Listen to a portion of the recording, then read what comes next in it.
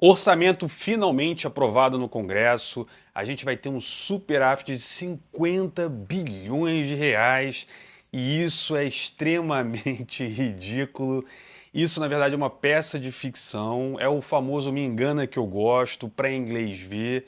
E assim, ninguém está enganado aqui, tá? Todo mundo que aprovou esse orçamento sabe que é mentira, sabe que não vai existir esses 50 bilhões, né, de superávit, sabe sim que os gastos vão ser maior do que o previsto, que a receita vai ser menor do que o previsto. Mas por que foi aprovado? Bom, galera, vamos lá.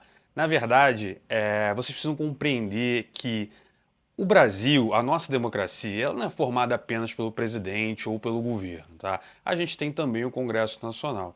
E ali é um jogo de interesses.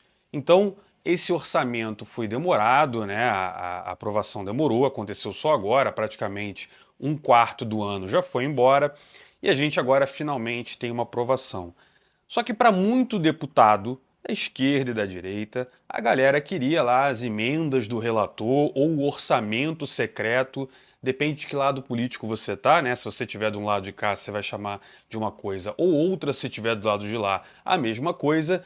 Mas o fato é que vários deputados queriam lá o orçamento para que ele pudesse gastar. E o governo, por outro lado, também quer torrar o dinheiro dele, afinal de contas, ano que vem temos eleição e ninguém está preocupado se o país vai melhorar ou piorar. O importante é ver se as pessoas vão votar em você ou não, se você consegue melhorar a popularidade ou não. Esse negócio de se preocupar com a população, com a economia, isso realmente não é uma prioridade para ninguém que está lá em Brasília.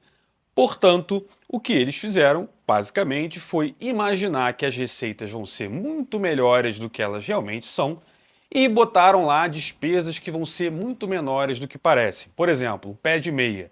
E o pé de meia colocaram 1 bilhão de reais. O pessoal está dizendo ali que por baixo, se não for nada muito fora do previsto, são 13 bilhões. Mas o pessoal escreveu 1 bilhão e é isso aí, vamos embora. Mesma coisa Bolsa Família, mesma coisa outros gastos do governo previsto, previdência, aumentos e tudo mais. Tudo é uma base de chute, de orçamento, de estimativa. Mas fato é que a gente, mercado financeiro, os agentes no geral, olham isso e já sabem que isso tudo é uma grande peça de ficção. E aí eu volto a dizer, a preocupação atual do mercado financeiro, dos agentes que estão colocando dinheiro na bolsa ou que estão lá de fora trazendo dinheiro para cá, continua sendo o futuro. Hoje, imagina-se que, pela popularidade do Lula e pelo fato de que a economia deve continuar piorando esse ano e possivelmente o ano que vem, acredita-se que o Lula não consiga uma reeleição ou colocar alguém indicado por ele. Se isso de fato acontecer, possivelmente deve entrar alguém um pouco mais responsável, fala-se o nome do Tarcísio, fala-se o nome do Zema, do Caiado e o cacete. A gente está falando de alguém que vai botar a bola no chão, que vai controlar as despesas e que vai fazer um governo de recuperação da economia e nesse sentido a gente conseguiria sair do buraco. Portanto, os agentes estão de olho lá na frente, beleza? A questão aqui é outra, galera. A questão é, se de fato o governo, torrando todo o dinheiro que a gente imagina que vai torrar, vai estourar esse orçamento, vai vir um déficit gigantesco esse ano, mas se esse governo conseguir reverter e aumentar sua popularidade, se tornar competitivo, ou melhor, competitivo, o governo do PT, a esquerda no Brasil, ela é. A questão é se ela tiver reais condições de ganhar essa eleição, muito provavelmente a gente vai ver uma piora da bolsa, uma piora dos indicadores que vai atrapalhar o governo. Então, eles estão mais ou menos entre a cruz e a espada, né? Outra questão que eu acho importante entender nesse orçamento, que eu já fiz até um vídeo falando sobre isso, que é o mais triste. O Bolsa Família, galera, a gente vai gastar esse ano mais de 150 bilhões de reais. Esse negócio começou com menos de 30 bilhões de reais. E esse negócio não começou agora. Esse negócio começou lá no governo do Fernando Henrique, logo depois da redemocratização ali, a gente teve problemas com a nossa moeda, mas em 94, quando a gente conseguiu controlar a inflação com o Plano Real, começou Bolsa Escola e não sei o quê, e isso virou Bolsa Família, depois Auxílio Brasil, caramba. Mas o fato é que a tristeza é que políticas como Bolsa Família, políticas assistencialistas, por natureza, deveriam ser algo temporário, transitório. Quando a gente controlou a inflação, falava o seguinte: olha, tem muita gente para trás no Brasil. A gente tem sim que desenvolver o país, mas a gente também precisa salvar as pessoas que nesse momento vão passar dificuldade. Fato é que no Brasil, infelizmente, isso se tornou uma forma de você comprar voto. Então, a pessoa que recebeu o Bolsa Família lá em 95, 96, né, próximo do ano 2000, né, e depois virou Bolsa Família com Lula em 2003, essas pessoas hoje, 30 anos depois, continuam dependendo do auxílio do governo. E veja, em nenhum momento aqui eu estou falando que essas pessoas são vagabundas, que não deveriam ganhar esse dinheiro ou coisa parecida.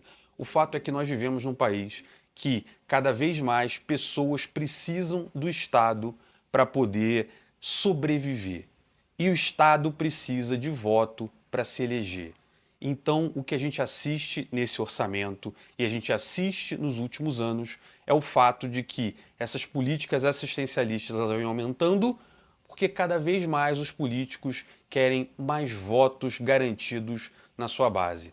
E muitas vezes eles conseguem isso aumentando esses auxílios, sacrificando o desenvolvimento, e aí a gente tem uma situação triste no Brasil. Nós somos um país que a produtividade do trabalho não aumenta, a gente já considera uma pessoa que recebe um auxílio do Estado como uma pessoa que não está desempregada, uma pessoa que não está economicamente ativa, e infelizmente nós continuamos sendo um país que não se desenvolve e infelizmente cada vez mais pessoas dependem do Estado. E o Estado depende de quem produz para poder ter esse dinheiro para poder fazer esse tipo de populismo. Infelizmente é isso. O futuro não é positivo. A gente precisa em algum momento começar a reduzir o tamanho do Estado para que a população consiga investir mais, né? Os empresários consigam investir mais, desenvolver suas empresas para poder treinar a mão de obra, aumentar a produtividade, para enfim a gente tirar essas pessoas dessa situação. Que infelizmente, quando você vai acompanhando o que tem acontecido nas eleições de todos os espectros políticos, isso não melhora. Triste realidade do Brasil, beleza? Se gostou, curte aí e vejo você na próxima.